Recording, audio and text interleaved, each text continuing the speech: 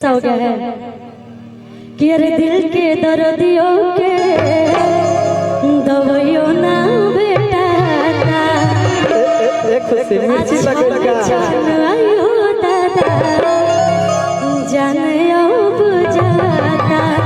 जब प्यार की कदर ही नहीं है तो फिर वैसा प्यार का क्या करेंगे, अचार डालेंगे। तो मोहब्बत बेचाता है बाजार में, तो मोहब्बत बेचाता है बाजार में, केहू पिए ना कहरिया करो प्यार में। तो मोहब्बत बेचाता है बाजार में, केहू पिए ना कहरिया करो प्यार में।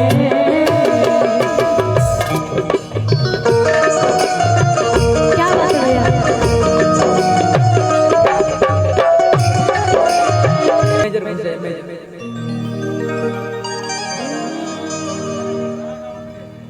किया के जैसे छोड़े सब छोड़ी